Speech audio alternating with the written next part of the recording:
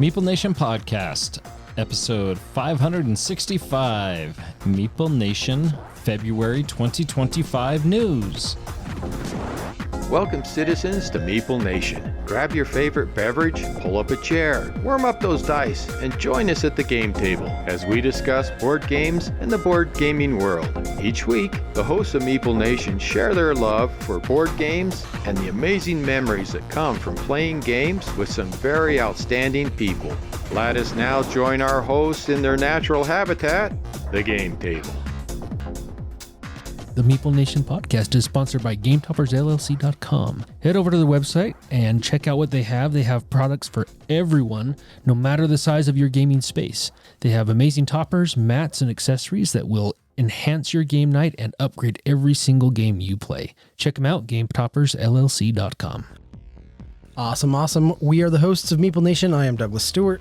I'm Nathan Howard. And I am Andy Holliday. And we are the world's most okayest podcast. And if you want to go see the world's most okayest website, head on over to meeplenation.com, where you can learn a little bit more about us, check out all of our past episodes, click on that Patreon link, and of course, visit the socials.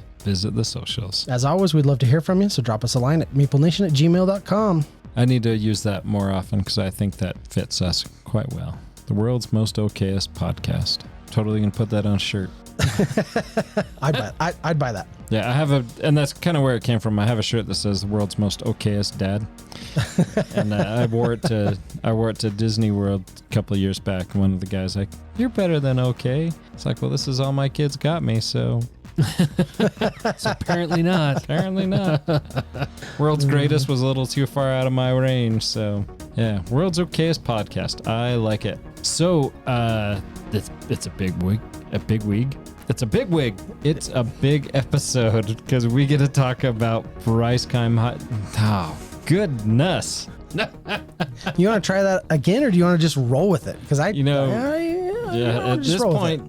point, just roll with it. It may not get better. That's why we're the world's okayest podcast. Because you got this. But it is Highlight 30, and we are talking BryceCON.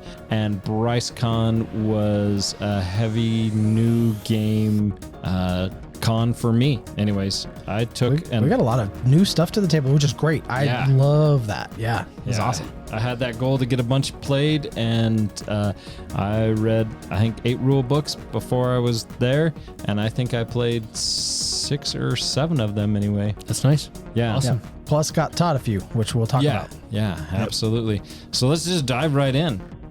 One that I want to start off was the first one that I played, and Andy and I drove down together. Andy, Sierra, and I drove down together, and he was reading his rule books there, and Potions of Azurland was one that he was reading, and I was like, that's one I really want to play. And so that was the first game that we played when we got there. We played, they had the con area open, and so we got the opportunity to go find a table and play on Thursday night. And I very much enjoyed this Potions of Azurland. Yeah, it was a good game. It had a bidding element, which typically is not my favorite mechanic. That being said, I like how they did the bidding mechanic with it, where you're secretly adding your priorities up for which actions are more important to you. And depending on that priority, you can potentially gain a higher benefit for that particular action or get the lesser benefit. But you kind of are going to know where you're going to land. You know, you're going to either gain the first or second benefit if you're really trying to get for the most part, if you're really trying to get the highest priority. But there were a lot of ties. You could always, especially in the beginning of the game, ties were more frequent because everybody kind of needs to do the same thing, especially when it's collecting resources so you can brew your potions. And then towards the end, yeah, it kind of felt the same way. Everybody's trying to... Everyone was going for the same stuff. Yeah, everybody's going... But in the middle, it was a little less so. But yeah, it was a great game. It was a lot of fun. There were some fun mechanics and implementations of some existing mechanics that I thought they did really quite well. Yeah, the artwork was really nice, I thought. Yeah. The wooden potion tokens were really good. Components on this were great. Except for the dice. The dice felt cheap. They felt cheap. Yeah. That is true. Really nice deluxe components and artwork across the board, and then kind of these light, cheap wooden dice. Yeah. It was the with stickers. Yeah. And there were a lot of them, though. The stickers on yourself, did you? No, the stickers came on it, but they yeah, I picked up the dice. I'm like, oh. Yeah, they felt cheap. And for a Kickstarter version, I was like, it was a little disappointing. Yeah. But the game itself, overall, very much loved it. Has a BGA implementation. So it's... But Andy's not on BGA. You are, Doug. Okay. And Jody is. Yeah, I need to play this one again. I would almost rather, I think I'd want to get this one to the table maybe again. This was one that I wasn't totally sold on, and it's mostly just because of the bidding thing, right? Yeah. Like I really don't like bidding games. But what I love about this is that it doesn't strong arm any player out of being able to do what they want to do. You're just going to do it a little weaker. But it's not gonna make it so that you just can't do anything at all, right? Like you're just host, which is what a lot of bidding games do, and it's one of the reasons why I don't like them. Yeah. So I did feel like this lended itself to a little bit of analysis paralysis, and it could have been that the strategy that I was using when we played was a little bit more of a spend assistance to roll more dice and get more stuff, rather than like really trying to noodle out the market or do some of those other actions. So it could have been because of that, but I did feel like, so I played with Brad, Andy, and Sierra, and I spent a lot of time waiting for people to take their turns. And in a game where everyone's kind of bidding and doing a lot of the stuff simultaneously, I was surprised by that. I'm not necessarily docking that against it, because again, it could have been my strategy, but I was surprised. I think for me anyway, what the times that I took a decent amount of time trying to figure things out and plan things out was getting resources and looking ahead for when you're fulfilling the orders for visitors in the town that are looking for specific potions. And I'm trying to figure out, okay, I would really like to fulfill these 2 orders this time. I need these potions. Now I've got to figure out exactly if that's even possible. And if it's not, then I've got to change what I want to do in the very last action to be able to fulfill. I'd like to fulfill 2 orders. If I can't fulfill the 2 that I want, then I've got to fulfill maybe 1 that I want and 1 that is kind of a secondary. And what resources do I need to create the appropriate potions to be able to do that? And if I can't get them during the gathering phase, can I do it during the market phase? So there is a lot of thought that has to go into that and planning, which I think that's kind of where most of the AP was coming from. At least I know it was for Sierra. I could see her trying to figure things out and doing the same exact thing I was doing on the times that it took her a little bit of extra time to get her resources gathered. But were we just lousy players the first time we played it then? It was our first time playing. There wasn't much paralysis for that one. No, it was our first time playing though. But the funny thing is our scores weren't much different. Okay. So yeah. I don't know. You're saying that you had more strategy that you were trying to employ. Definitely. Having played it once, there was a little more, and I know Sierra was doing the same thing. She's like, oh yeah, I would have done things differently had I, had I already played it once and understood it. She's like, now that I have, and she actually was kind of kicking our butts until the end. And then I just had a ton of end game stuff. My visitors, most of them were in game points. Did Andy double your score like he did in ours? I didn't double your score. I'll have to look that up real quick. I doubled Brad's score. Almost. I didn't double your score. Poor Brad. Brad's really not going to play any game. It wasn't double, but it was close. No, it wasn't. You scored 80. I had 56. Okay, yeah, see? Not even close. It wasn't double, but it was. It wasn't double. It was close. Yeah, our game was really close. Brad wasn't there. Andy and Sierra both had 56, and I had 42. Okay, so a little closer. Yeah, it was 79. I had 79. Brad had 38. That's yeah. Brad's not going to play any game with you anymore, Andy. Sorry, Brad. Good art, good components, and good for a bidding game though. I will say that I didn't dislike it, but I want to play it again. Yeah, because I'm not sure. It's a fun game. I liked it. One that I thought was really good. Now this is another one where I say another one. Last week we had talked about some games that were on our list that people had talked highly of in 2024. So this is another one of those games that made a lot of people's list. This is Fromage, a game with a cheese theme, kind of a cheese making, right? Yep. And again, when we talk about like theme and art style and wish fulfillment and all that kind of stuff, not really my cup of tea, but man, like you taught me this game and I can see why people liked it. This is a really good game. Yeah, I was really liked excited it to quite a teach bit. this game. Yeah. Yep. I liked it quite a bit. I really liked how the workers had the 3 different positions. So you had to time when they come back to you. Yeah. And I really liked how that board worked where it rotated and everyone was playing simultaneously. It made the game go by really fast. In fact, we played a couple games of this and both of them were 25, 30 minutes. Yeah, not a they very were long game at all. After the teach, right? The core playing of the game was maybe 30 minutes at most. Yeah.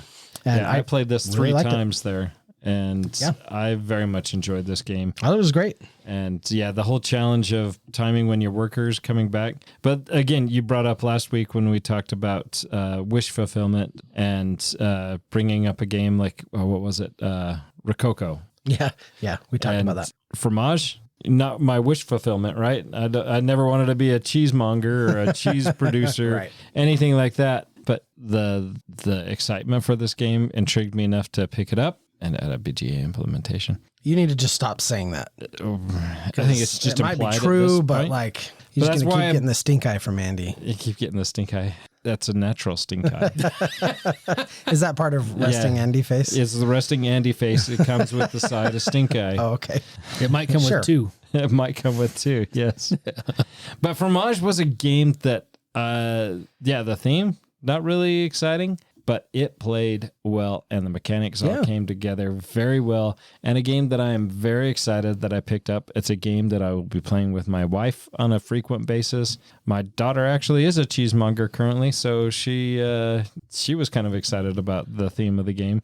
So I'm excited for this game. I'm excited to see it come to the table again. I want to and play again. this. And you didn't get a chance to play it, did you? I did not. Yeah, no, it's definitely one that we'll be getting to the table and playing again and again because it is very accessible, it's very quick, and it has a challenge there of that invites the replayability of it. Yeah, well worth it. Awesome. So my game highlight, the funnest game of the con for me was also one that probably didn't fill the wish fulfillment for me. And that was Windmill Valley. In this year, you have a windmill, you're upgrading your windmill, and you're planting tulips. So you've never wanted to be a tulip grower? Might be wish fulfillment for me. Never. It would for you. I've never wanted to be a tulip farmer, ever. Yeah. Yeah, But- maybe not a tulip farmer, but as people don't know this, but I am a horticulturist by trade, and I plant close to 20,000 tulip bulbs every year. Yes, you do. And I'm a horticulturalist by choice, and I plant 25 tulips a year. Nice. And I don't plant things. But yeah, this was my favorite game of the convention. This is one that I missed out on. Greg really wanted to teach me this game, and I was like, I would love to learn it. And he also taught Meeple Valley, and I'm not sure if either of you guys got to play that. Sierra got to play that. I didn't get a chance to. And he wanted to teach both of those because he's teaching them both at SaltCon. Right. And but Windmill Valley, he taught that twice, and there was several people that were playing it, and everybody was raving about how much they enjoyed Windmill Valley. Yeah, it's a great game, and it's an engine building game, which is right up my alley. I love engine builders. You get to upgrade your windmill. You spin it, has the little gears, so 2 gears which the components are cool in it anyway. And you get to put upgrades in the hub slots of those gears in your windmill.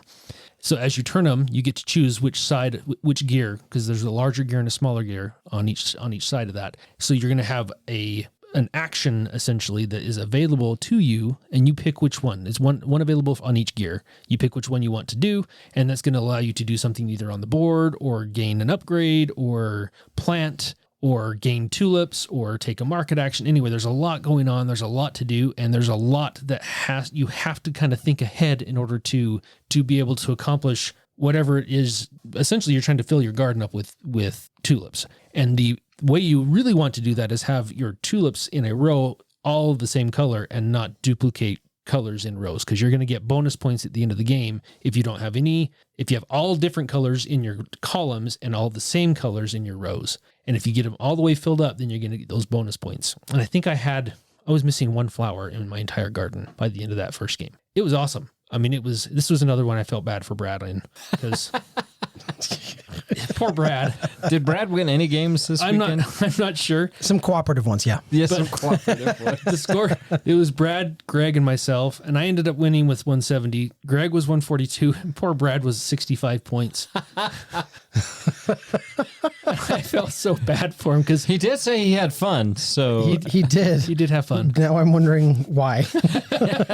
Well, that's a lot to be said when it's not about the destination, it's about the journey. And for Brad, that's great. yeah, Brad and I are of kindred spirits. Yeah. No, it's good. Winning is not our drive for playing games. Right. And it shouldn't be, right? Yeah. You should be there. Everyone should be there to have fun, unless it's Rallyman. But yeah, that's a different story altogether. in fact, it's funny. I was looking through my app so I could put my highlights in here, and I didn't even record Rallyman. I'm not It sure. was that exciting for you? Dude, You just kind of blanked that whole hour and a half off your memory. Let's just Yeah. pretend this didn't happen.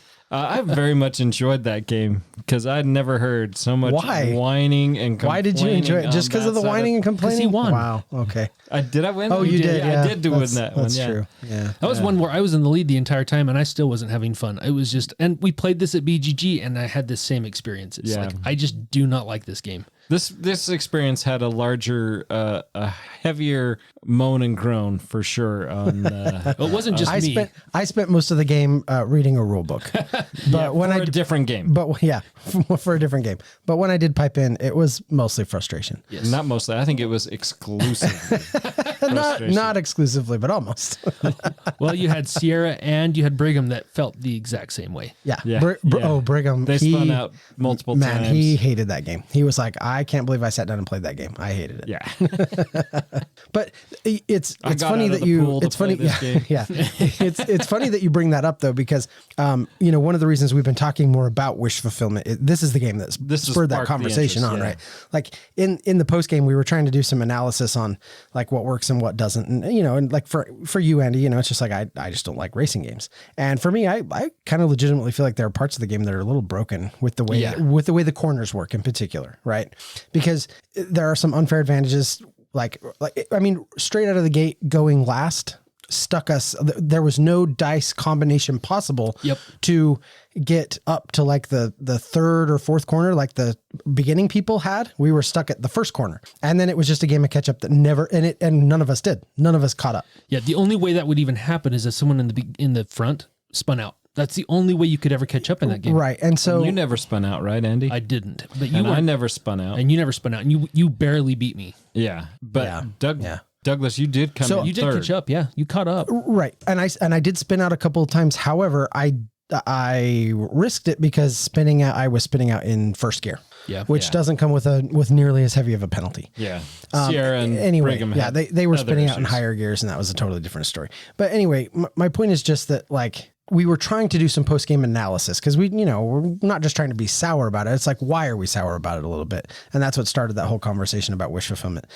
Like I too am not like, I've never watched racing. I'm not a racer. It doesn't do anything for me. And so that was one of the things that we had talked about there. But that's one of the reasons why we've been talking about that like last week and this week is, what does a game give me in terms of its theme and art components, all that? What does it give me that makes me feel like I'm doing something special?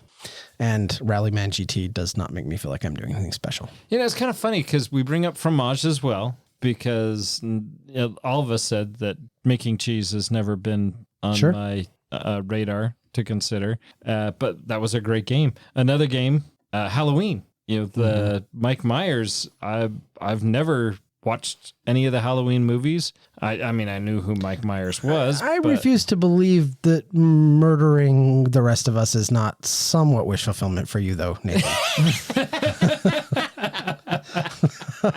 Okay, when you get it to that point, yeah. But still, the interest in picking up the game was not because I wanted to. Okay, maybe it was because it did come with a 1 versus 3, Yeah. which I was fully aware of, and which is a very fun mechanic for me. But again, I mean, Halloween theme is Yeah. was not on my radar at all. But anyways, maybe I'm going off. But yeah, maybe the idea of I can stick it to both of you, make your characters die, And It's that passive aggressiveness coming out in you, Nathan. yeah, well, we've discussed it's less passive than it used to be. So but If you just need to play Halloween to get some of that out, maybe that's the case. we yeah. can do it. That's fine. All right. Well, that wasn't played at to BryceCON. get us back, and to get us back on track. I mean, that's just one of the reasons why we've been talking about that, and it's certainly not the only thing to consider when it comes to a game. That's not the only thing, right? There's a whole host of different things. But one of the games that it showed up on my doorstep just a couple of days before BryceCON, and I didn't have a chance to crack it open or do anything with it, but apparently Andy did, because he came not only with it ready, punched out, and all ready to go, but he'd read the rule book and everything.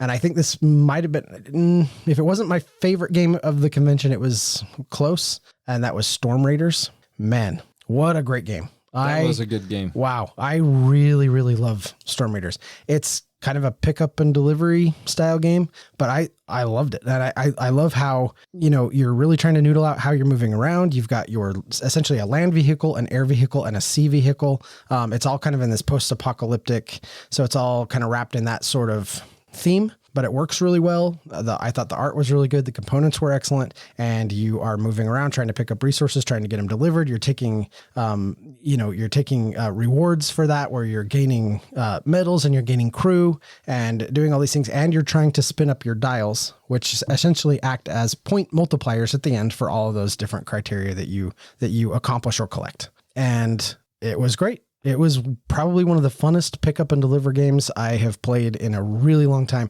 And that's saying something, because I really love Wasteland Express. But this one really took the cake for me, and I can't wait to play it again. Yeah, and it was quick. Yeah, it's That's one thing that I really liked about it too, is it was very fast paced. Yep. And a lot going on, and the components looked really nice. Storm Raiders was a great game. Yeah, I love the fact that, and this kind of, once again, I've said this so many times on the podcast, but the replayability, I played this 3 times over BryceCON, and the replayability was just awesome, because you have 3 vehicles, you have a trike, you have a plane, and you have a sub, and each of those has an asymmetrical power. So you have just a bunch of different combinations that you can explore in that game on how your vehicles interact and what you can try to do. Plus you have a character that has an asymmetrical power too, so that you get to activate whenever you rest. But the balance between placing dice on your tracks for under each vehicle and the damage you're taking and risking taking damage on those, and if those fill up, you can't use that anymore. Or if you put high numbers on there, you can't use that vehicle anymore. So that forces you to rest. Well, when you rest, you're using either a high pit value die or a low pit value die or something in the middle, but that's going to determine if it's low, you're going to pull more of those action dice off. If it's high, you're taking more damage off, but you're not going to really be able to do both very well. You're going to have to pick really one or the other, which I think is a cool mechanic, and it really kind of forces you to plan ahead a little bit on when you rest and how you rest. And if you can have your vehicles that can kind of mitigate some of that as well, it really helps with the planning of all that. My airplane had an ability where every time I modded it, it essentially would heal a damage and remove a die from one of my other vehicles, which is awesome. That's nice. So I worked really heavy on trying to mod that out, because every time I modded it was like not taking a full rest action, but it was like I was taking a partial rest action. Yeah. And it really reduced the amount of resting that I even needed to do for the game, which allowed me to take other actions. So leveraging those abilities I thought was really important and really cool. I really liked how that worked. This was a game where we kind of got the rule, or our understanding of how the submarines worked was a little off, and it would have actually made a pretty big difference for me, because I was planning on really leveraging the ability of my sub. And sometimes when we get a rule wrong like that, I'm kind of left feeling like, it kind of leaves like a little bit of a sour taste in my mouth. Yeah. This game was so good that I was just like, I don't even care. Like now I just want to play it again so that I can leverage that ability and try a different strategy and a different approach to moving around and getting resources and stuff. And again, I think we played that game in 30 to 40 minutes. Yeah, it was very quick. I mean, it was really fast. It takes place over 6 rounds. I loved it. Yeah, 2 actions per round. Yep. I loved it. I thought it was great. Storm Raiders, one of my new favorite games. Fantastic. Awesome. So we had one of our listeners teach us a game while we were there. He's actually come and played some games with us at that we've hosted at SaltCon. This was Will Day. He volunteered to teach us Dungeons and Dragons Castle Ravenloft. Yeah, he tried to get us to meet up with us at TimpCon, but TimpCon is the same time as BGG, so we're committed to that. But he was very excited to try to get this to, especially to you, Andy. Yeah. Since he had heard your love, since you own one of these. And I own all of them. it. Yeah. And so, he was very excited to try to get that to the table with you. And it was good I wish I had gotten a chance to play any game with Will. And, but I was wrapped up in other things. So No, it was great. And his wife sat down and played with us too. So it was myself, Will and his wife, and Doug. And then we actually pulled Seth, Doug's son, Seth. Yeah. I pulled him in and he said, hey, let's go play this, Seth. And he's like, oh, okay. and he's not much of a gamer. He's not. And I asked him about it later. He's like, that was actually really fun. I really enjoyed that. So on our drive home, we get to talk to my daughter frequently, and so we called her on our drive home from BryceCON. She's living in New Jersey right now, and so we had a good talk with her, and she was asking us. She said, "Well, what was everyone's favorite game?" And when Seth got to say like what his favorite game was, he was like, "Oh, it was totally that Castle's Ravenloft or whatever." He couldn't remember the name, but he was like, "Dad, what was that? That Ravenloft one was really, really good." So yeah, he loved it. That was a highlight for him for sure. Yeah, we'll have to bust that out on game night when Seth is there. Because you have this one, right? I have this one. I told him, I said, dude, I've got all of these. So if you want to play, we'll bust these out on game night and you can come over and play with us. But like a huge shout out to Will and his wife, Angela. Like they were incredibly gracious, incredibly fun to play with. He, did a great teach. They were very welcoming, just fantastic people to play a game with at the table, and really had a wonderful experience playing that game. And if they're listening, just so they know, thank you. You made it a ton of fun for my son and for the rest of us. So I mean, more of that. We love to play games and rub shoulders with awesome people like that. It was a really good experience. Yeah, it was great. I said hi to him. I'm sure he appreciated that, Nathan. I didn't get to play a game with him. Well, SaltCon's coming up. I know. I'm looking forward. Hopefully we'll get to play something with him there. We were going to try to meet up with him to play the Mistborn deck building game. Yeah, he really wanted to play that. We weren't able to connect on that, but I'm going to take it to SaltCon in hopes that he'll be there and we can. I think he owned it because I saw it on his bag. Oh, did he? Okay, he owns it. Okay, well, I sorry we didn't get that played, Will, but maybe next time. But speaking of Mistborn deck building game, I was very pleased with that game. That I had read Mistborn, the first Mistborn book, kind of was a little boring for me. I didn't care for it so much, so I didn't go back to it. But after playing this game, that did pique some interest that I might go back and revisit those books. But yeah, the game itself was, I thought, absolutely awesome.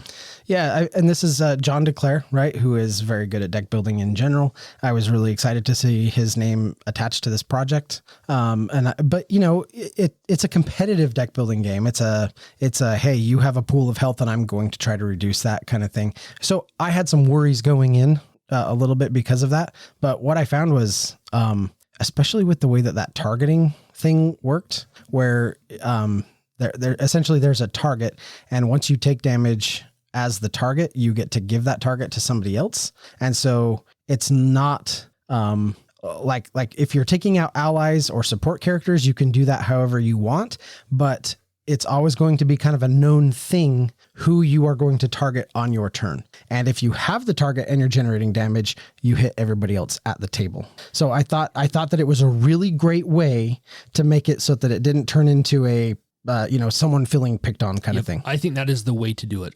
If you're going to have a game like that, that is how you implement it so that you don't get those, the negative feelings. And if I'm attacking, it's kind of like Dominion, right? Attack cards affect everybody at the table. And you have a chance to defend if you want to, but it's going to affect everyone. I like that a lot. Well, and it's amazing how much it changes your mentality. It does. If I'm holding on to that target token, I know I know I'm the one that's going to get hit. It's not going to come to somebody else's turn and they're going to attack me and I'm going to be like, but why? Yeah. Why did you attack me? It's totally the way to do it. Do you know what I mean? Like, it's like, no, I have this target. I'm going to be the one to get hit. And then after I get hit, I get to decide who I want to give it to. Yeah, that's cool. It worked out really good. Mechanically, I think if you are not familiar with the books or the magic system, I think you would still absolutely love this. I don't think this is going to be a turnoff to anyone who's unfamiliar with the source material. But I didn't know there was source material. But if you are familiar with the source material, on BGA. It is fantastic. Good heavens. You know what? I'm going to wipe that smirk right off. You and your BGA. This is a game that Brad actually won. What? Yeah, he did win this. Yeah, that was one that he actually won. Yeah, we Nathan and I are the reason why he had fun. Yeah. Not you, Andy. Well, I'm just going to say that the negotiation for me to play Rallyman was that he was going to play From the Moon on Thursday. Yeah. So Sorry, Brad. I'm sorry, Brad.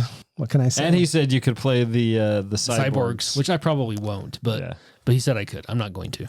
That's good. Probably a good idea. I love it. We did, Nathan, speaking of new games, I actually went through and made a list. So according to my count, I think it's eight new games that were new to me and some that were new to other people that I got to teach. But 2 of those we got to play the one evening with my wife, Lydia, which was super fun. I had a great time playing Garinto and Arctic. Yeah.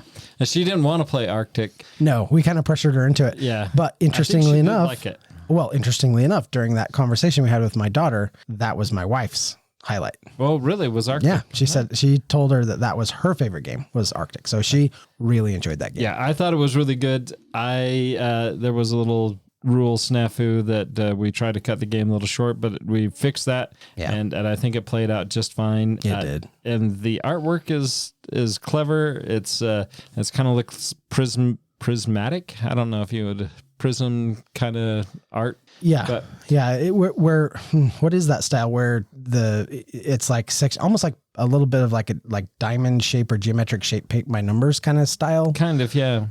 But it worked really good for a simple little card game like this. I thought it was great. Yeah, and the art appeals to your wife very much because she's an art teacher. But yeah, just the gameplay and all. I mean, you have 6 animals that you're trying to adjust on the scale. You're trying to move them to, if it's your secret animal, you're trying to move it to where it's going to score 15 points, and you're trying to move everything else where it's going to score less points. And it's you're arranging sets that you're trying to collect and place in your discard pile or your score pile, and try to avoid putting cards into your negative pile. A very simple game, but has some elements that you're just trying to master, and Arctic was great. Yeah. And Garanto was another one that was, I've had this game for over a year, was on the shelf of shame, pulled it off. Very simple to teach. It's a tile stacking game, kind of, Mahjong kind of. Mahjong. Yeah. I was going to say Rummikub, but that was definitely wrong. But it has kind of a Mahjong feel to it where you have a path that's on the south side and you're trying to move your tiles in and collect the elements, earth, wind, fire, and void. Yeah. And if you collect more of that, then you're more of each element, then you're able to pick up more elements off the board, which allow you to keep more elements. And then each round, you're going to play over 4 seasons or rounds that certain elements or certain stacks are going to score depending on their size. Yeah, and that was, I think, probably the superpower of the game, if there was one, was that. Yeah. It was the fact that you're going to play 4 rounds, and every round the scoring condition is going to be a little different because it's based on a randomized deck of cards. And so every round you kind of have to strategize in a different way on what resources you want to collect and how you want to sort of stack them on your own board. And I like that. It was very good. Yeah. They were both great games. And so, yeah, that was fun to sit down and play that, but not nearly as much fun as me forcing your wife to play Kavari. Which Kavari was a highlight for me. Yeah. Was it? Was it really? It actually was. Okay. And I very much enjoyed playing Kavari. Kavari is a Viking game. I believe it's Carvi. It's Karvi. It is Carvi. I knew that. And just so people aren't confused at what we're talking about. It's the world's okayest podcast. And now we know why. Now we know why. But yeah, Carvi, you're going around. It has a dice. It has a rondel that you're going around and you're moving your die along that. So whoever is in last place on the die is going to be taking their turn progressing along that. That element was great. There was a lot of analysis paralysis that goes on the game, but this is a game that Lydia lost. She didn't come in dead last, but she did lose, and that was one of her frustrations is she lost, and she's like, I don't know what I could have done differently to have avoided losing. And I'm hearing all this secondhand because I wasn't part of the game, but apparently there was a fairly frustrating rules thing where for a significant portion of the game, it sounded like she was playing with the understanding that she needed something like 2 map pieces or something. I don't know. Oh yeah. And so yeah. for quite a while, she was actually tanking her own game because of how she thought the movement worked or something like that. And when it finally got caught and was fixed, it was kind of too late to go back and fix it. And at that point, her game was kind of lost, but she still had to stay there for 2 hours and finish it up. And she felt really frustrated. So yeah, no, there was the element of there's 2 sections of the board that you need to find a map token to get to. And that's you either get that through trading or you get that through rating. And at first we thought it was you had to get the rating one to get the one side and the trade one to get the other side. And she thought she had to get both. And then she thought she had it and she didn't quite have it. And yeah, there was a couple of little player errors, rule errors that we were missing that did both prolong that game longer than it needed to be. And there was some complaining that was going on at that was making the game last. That was a long game. It was. You guys were a lot longer. You were than there it for a needed long to be. time. You were. Yeah, but I was really pleased with Lydia that she sat through a game that was. I would probably, and she said this, it was probably the most complex game that she had ever played. And Douglas, I don't know if you know that for sure. If you could compare it, since you didn't play it, you don't have quite the, but it was a 3.76 on the weight according to BGG, and 3.39. I was just looking it up. Yeah, for that. Yeah, that's probably not the heaviest game she's played, but pretty darn close. I would say that's pretty close. But she did say that she still had fun. Yeah. And she was starting to pick it up. So that for me was a highlight.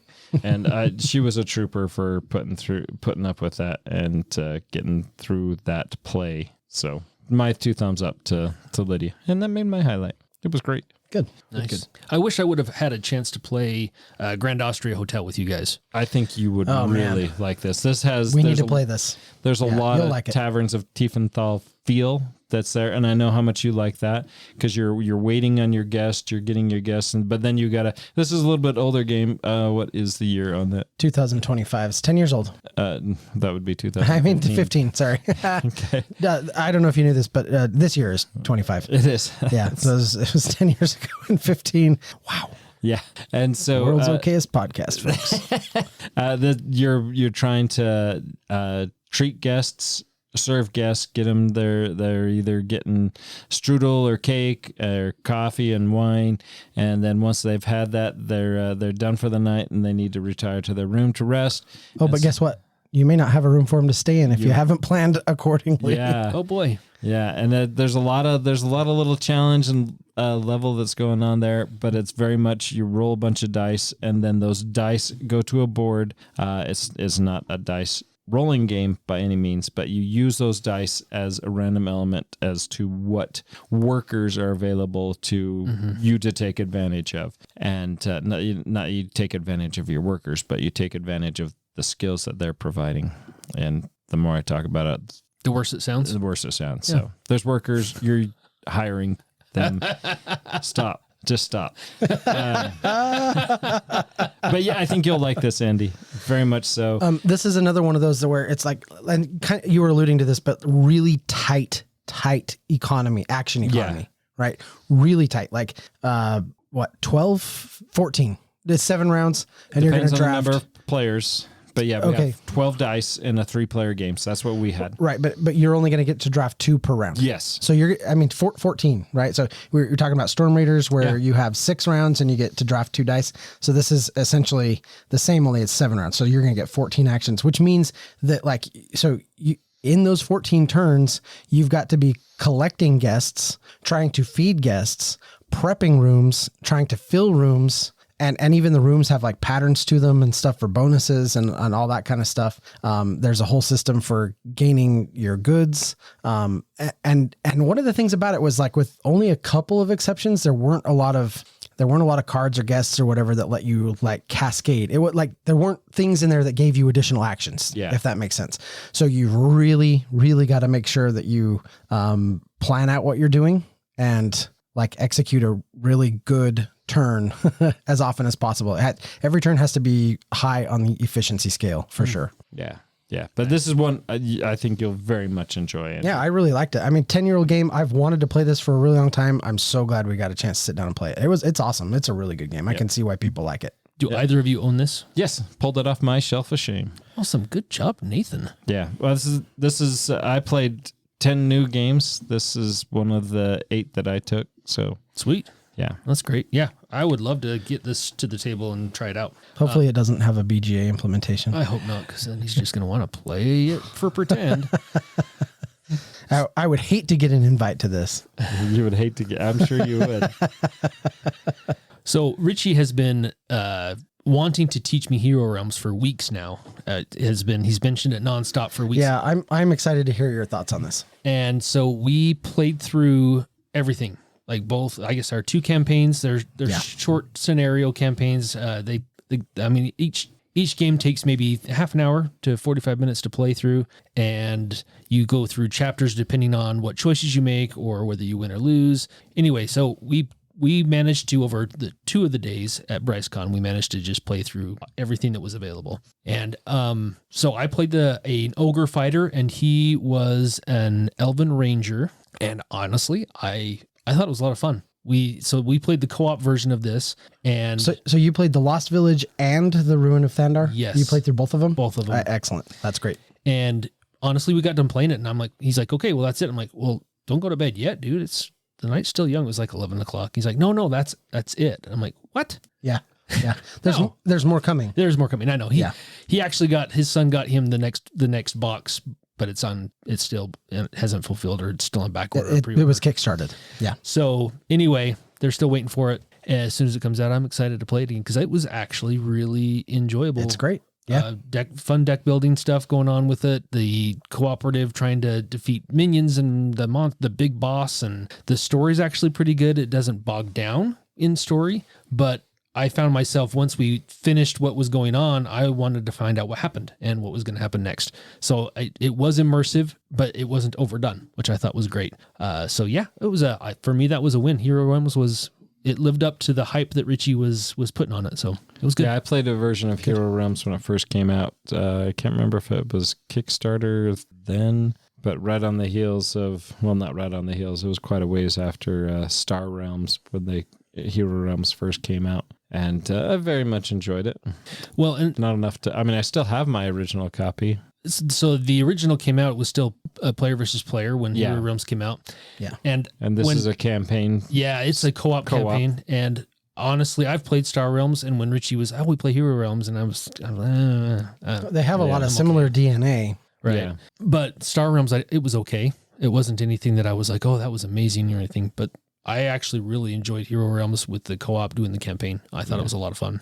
I agree. I think Hero Realms is really solid. I'm excited to see this new stuff that they're coming out with. Speaking of amazing cooperative deck builders, I did finally get to teach Slay the Spire at BryceCON. So loved this. I'm really, and I'm hoping that you'll kind of take it from there, because I've played this solo. I already know I love it, and I love the video game that it's based on. What did you think? Having never played the video game, never heard the video game, this was an amazing experience. This is what we ended the con on. We had gone Thursday night, Friday night, Saturday night. Andy and I were driving home Sunday morning, and so I was telling Sierra, as we were playing games and what we were getting started, I was like, well, we got to call it earlier tonight, because it's a 4.5 hour drive.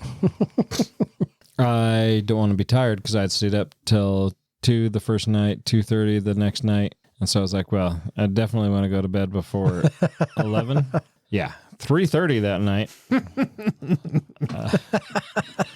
That was. I kept telling him, I was like, we can stop. We can put it away. We can save the game, or we can call it good. And both you and Brad were like, no. We went through all 3 acts, and it was a blast. I mean, we were fighting guys. It was challenging, which I very much liked for a cooperative game. We had to rest several times. We had to go to the campfires just to recoup our health because of the fear of dying, and then we were very ill prepared for the last boss fight. That's what it sounds like. You guys kind of did awesome until the very last fight, and then he kind of just mopped the floor with you I guys. mean, we had Yeah. deck size was 15 to 20 cards, and through the regular act combat that we'd come across monsters and we'd have those combats, we'd go through our deck 2, maybe 3 times before the combat was over. For this last boss, I didn't make it through my deck once. Yeah. We were Yeah. dead before I got to my cool card that was going to prevent the damage. Yeah, I think we made it through round 2. Did we make it round 2? Maybe, I think we started maybe round 3. I think Yeah. we started round 3 and just never got to. Yeah, We were kind of just didn't really finish doing our stuff on round 3 because we knew we couldn't generate enough block to block yeah. incoming damage. But yeah, the game was great. I very, very much loved that experience. Can't wait to play it again. yeah, yep. And like so, the next time we play, right, we've got to pick a path that has a little more resistance to it, so we can get more of those card upgrades Yeah. and stuff. This has a really fun card upgrading system. So every card is double sided, and so you sleeve it, and then if you get a chance to smith it or upgrade it, you flip it to its other side in the sleeve, and it becomes a better version of itself. That's cool. And then It was really cool. Yeah, and then every character in the game comes with a fully flushed out, like an entire deck of card rewards that are better than your starting deck, and like another smaller deck of like rare, like uber amazing card rewards. Is that why the box is so big then? Because it just has so many cards? Sure. Yeah. There's a ton of Yeah, cards. there are a lot of cards. Okay, cool. Lots and lots of cards. Also, I mean, I do have the deluxe edition, so that's another reason why the box is big, because it has play mats and some deluxified What, stuff, the mats- metal coins and all that. Mats fit in the box? Yeah, That's awesome. I love that. That's Yeah, it's amazing. one of my favorite things is that you can just roll them up and put them right in the box. That's awesome. Yeah. Yeah, everything fit in the box. It all looked beautiful. Very well done.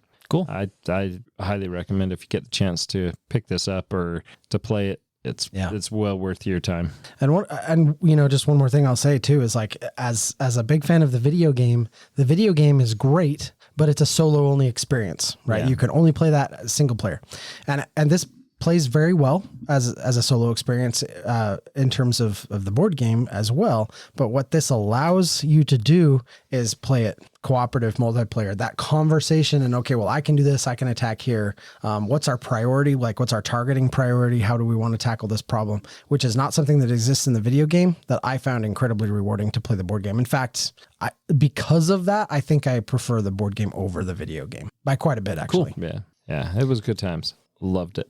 So how did comparing it to the video game, did it stay fairly true to the video game, and did it have that feel? Yep. Did it? That's great. 100%. That's Yep. cool. Absolutely. I like it when they do that. Everything is incredibly familiar. If you're familiar with the board game and the video game, everything is familiar across both. That's great. What else did I? So 2 last games that I really wanted to hit on. Nunatak, the Temple of Ice. This is one that you had talked about, Doug. Yeah. Yeah. What did you think of this one? I had ordered it when you first talked about it. Oh, I good. thought, this is something that sounds good that my wife family would enjoy playing. So I ordered it. This is one that I really enjoyed because you have the very, very tactile 3D board that you're fulfilling and putting out together. And second play is going to be different for me than my first play was. But picking up, trying to plan out a strategy from the rule explanation and thinking of some elements that were going to give me the most points didn't quite pan out for me, but still very, very much, it's a drafting game. There's cards that come out and you're trying to use those cards that you've drafted to monopolize on the points that you're going to earn while you're taking advantage of filling out this castle, this temple that you're building. And the pieces all look very nice, very big chunky pieces and come together very well. I thought this game was great. Good. Yeah. I really like it. I actually think this is one that got a little overlooked. So I'm trying to champion it just a little bit more. It's definitely on the lighter side of things. This is Absolutely. not a heavy game at all, but you are building a really cool 3D pyramid on the table, right? Built out of these nice, big, chunky plastic pieces. I still think it has a lot to think about. Like, just because it's a lighter weight game doesn't mean it's an easy game. For sure. There's still some like real strategy to consider and enough to think about and dive into there that it makes it, I think, a really compelling experience to be had. The art and everything else on it works really good. And so I'm glad that you enjoyed this one. It's one I'm hoping we can play again some more.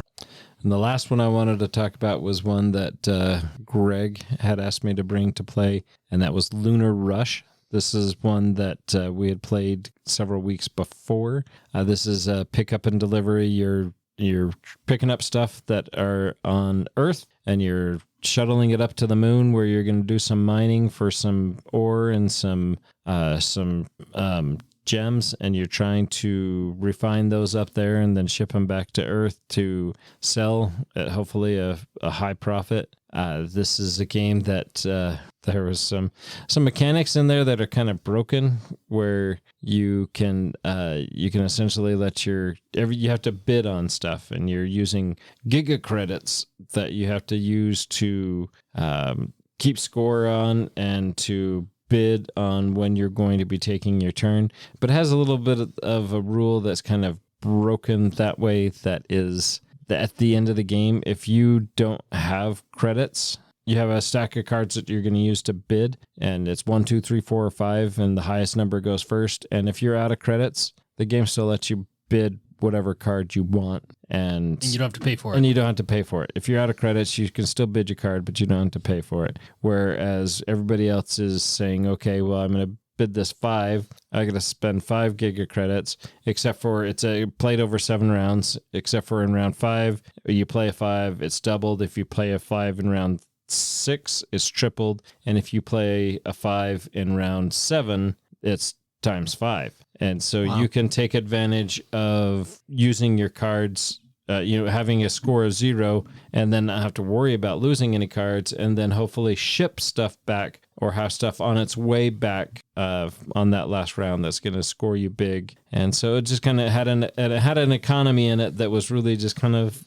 moot. It just didn't really matter. And you had astronauts. If you don't feed your astronaut feed, but you don't provide oxygen for your astronauts die, and that costs you 25 giga credits as well for the penalty for having your astronauts die. But the fact that you evaluate when your astronauts die happens before you sell stuff, or after the astronauts die before you sell stuff, again makes the advantage of, well, I can let all of my astronauts die and not worry about paying for them, not worry about spending resources to pay for them, and then just worry about what I'm going to collect at the end. And so Greg was all over this, and I was glad he didn't actually win. But the time before he won, but he was totally taking advantage of, all my guys are going to die, and I don't care because I'm already at 0 points. It's really not a penalty for me. And so there was just a little bit of a rule issue that I was like, oh, that really kind of leaves a bad taste in my mouth. Yeah, I can see that. That it's, the theme is just shot. Well, I'm just going to let all these guys die. And but other than that, the game still plays very well. And I'm interested to need to do some research to see if there's some updates on those rules, because that seems like a pretty stinking stupid loophole to get through. So lessons learned: don't let Greg run your company if you ever have one. Because Greg's kind of a heartless bugger.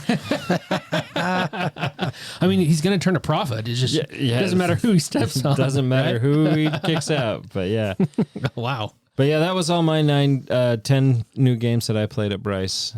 It was an exceptional weekend. Yeah, and we had awesome food. I know it's not about the food, but we had some good food. We had some good food. All in all, I need food for a living, so it's somewhat about the food. Yeah. All in all, it was a great weekend. Yeah, it really was. Had a great time. Good games were played. So, we're an hour in. We're into this quite a bit, and we haven't really talked about any new games, but we talked about a lot of new games in our highlights. So, sure. Highlight 30 lasted for a little bit more than a 30, even though it doesn't last a 30 in the other one either. But is there any new games that are out that you guys just want to rattle off real quick? Well, there's several that are in pre-order.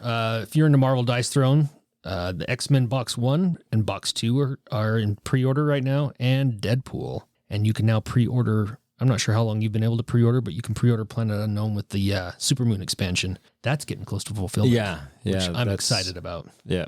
We talked about this already, but Hero Realms Watery Graves campaign deck is in pre-order, and Power Grid Outpost and Atlantis Exodus. Those are the ones on my list that are new or in pre-order currently. I don't think we talked about this on our last news episode. I think it dropped between now and then, but I'll just make mention that I'm super excited for another Heat expansion. Yeah. Heat, Pedal to the Metal, Tunnel Vision.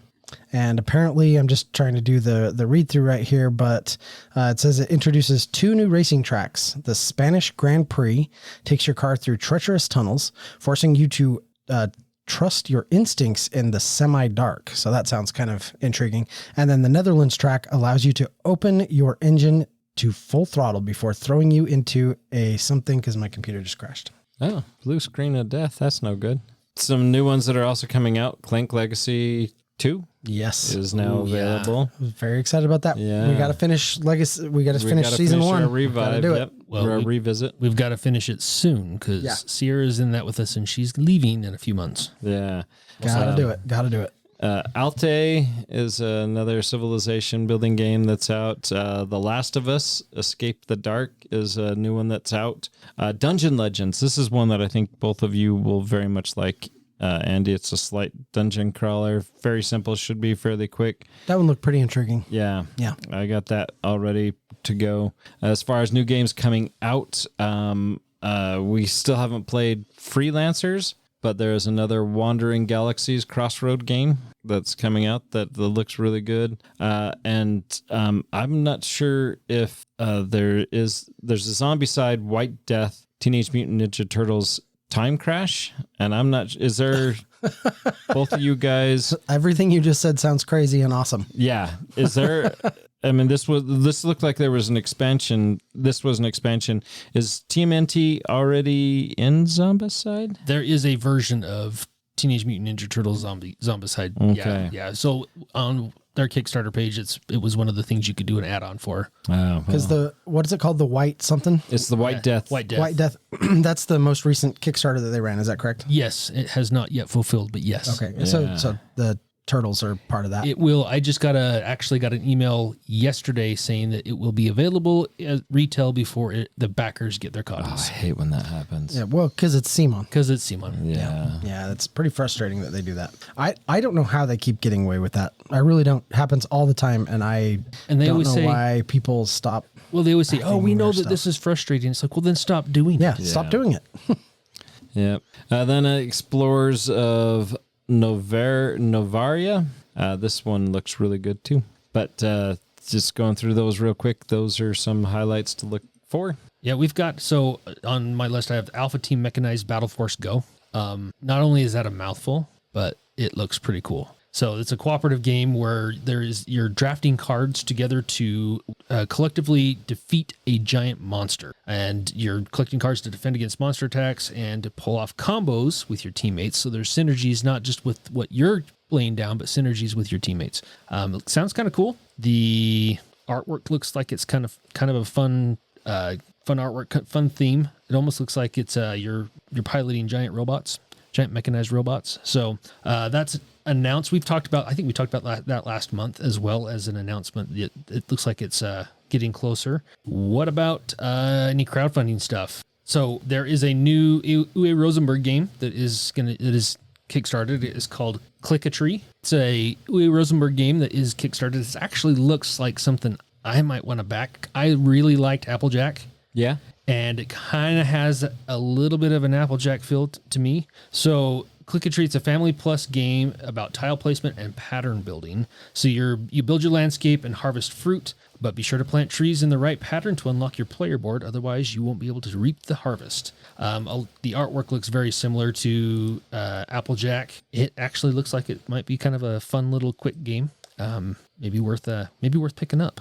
And what's that called again? Click a Tree? It's called Click a Tree, the new Uwe Rosenberg game. To back it is about $26 for the base game. Oh, that's not bad at all. Masters of Orion Ad Astra is one that really has been flooding my socials, and I do have some interest into it because it's sci-fi, scratching all those itches. It's a 4X game, but it's not a 4X game that plays in an hour. This is one that plays in 4 hours. And so for that reason alone, probably not going to make my list just because 4 hours and there is elimination. I'd have to see how the elimination works because you do eliminate players, or elimination is one of the X's, and exterminate is one of the X's in a 4X game. Yep. And so to have to see how that works out, how that plays, and that is one that's actually probably not going to get my backing. It still does look pretty cool. If you're backing it, let us know, and let us know what you're excited about it. I mean, the pieces look great. The pieces, a lot of these games look great, and the all-in is not that high, so that almost had me. That high end was all-in was under 200, I believe. That doesn't count any add-ons, but yeah. So as far as crowdfunding games, that's the ones that kind of picked my interest. Except for now, I got to look at Click a Tree because I do like a new A. Rosenberg game. There's another game called Baghdad: The City of Peace. It's currently on Kickstarter. It is a Euro-style game. It actually is really cool. So you're moving around the board. You're trying to build the central temple. You are going through doing trade routes, building buildings within the city, trying to avoid getting negative effects by not helping people in need that are within the city. Anyway, seems to be a lot going on. So if a Euro game is kind of your jam, this may be one to look at. It is called Baghdad: The City of Peace. It looks like a beautiful game and looks like it might be a lot of fun. Nice. I did notice over on Kickstarter, and this is going to be one that's going to be all wrapped up by the time this episode drops. But, So we'll Click a Tree, but I'm sure there's a late pledge. But yeah, look for late pledge. Look for those options. At this point, crowdfunding works that way, right? It used to be that if you missed it, you missed it, but it really isn't the case much anymore. But I did notice that Darwin's Journey Oceania is running their Kickstarter right now. So yeah, and I still haven't gotten to play Darwin's Journey, but it's on my list, and I'd really like to. And I know that's one that you guys got to sit down and play with Mike's deluxe copy and really liked. Yeah, it was really good. I very much enjoyed that game and playing it quite often. Haven't played it for a while, but still very good game. Yeah. If World War II war games are something that you enjoy, I know that some of us have enjoyed playing games that are World War II games. There's a game on Kickstarter called Hearts of Iron. It's based on a video game. It kind of takes a new approach to World War II. You get to play the different factions. However, it's not a static game to where it's like, okay, you're playing the Germans who are...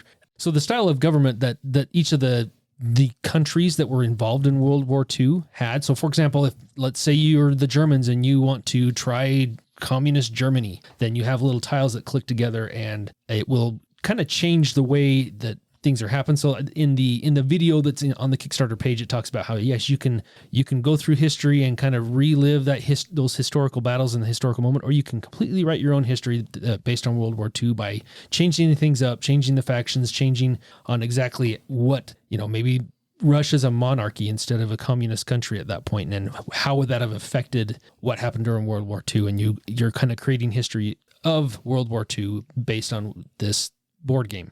So it looked kind of interesting to me. I'm not huge in war games anymore, historical war games, so much as what I used to be years and years ago. But there are definitely a lot of people that do like that genre of game, and this may be one that will maybe hit some buttons on people that may want to come and check this out. It is called Hearts of Iron, the board game. Fantastic. Well, those are some great games and some great highlights from BryceCON, and a lot of new games that we talked about for sure. Ooh, one final one. I just saw this. Not on crowdfunding, but The Crew is getting another game. Oh, really? Yeah. So first we went to space, then we went to the ocean, and now we've got The Crew meets Swiss Family Robinson. Oh, I was hoping you were going to say volcanoes. In family adventure, where you are trying to survive an island. Build a treehouse. Build a treehouse. Build a treehouse. That was a great movie back in the day. That was. Back in the day, come on. It's still a great movie.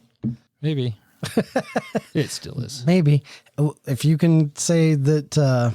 if you can make the claim, it does not compare at all to Big Trouble If you can say that Big Trouble in Little China is still a great movie, then you can say that Swiss Family Robinson is still a great movie. All right, maybe. Maybe. All right, we had some awesome highlights of BryceCON. We've thrown some news out there for you all to enjoy, and hopefully that was helpful. This has been a fun episode. Until next time. You know what old Jack Burton says at a time like this? At the game table. That's Wow. what he says. That's what he says. Oh my gosh. I am ending this episode now. Oh. Thank you for listening and being a part of Meeple Nation. If you would be so kind as to follow, subscribe, share, and rate or review this podcast, it really helps to spread the fun.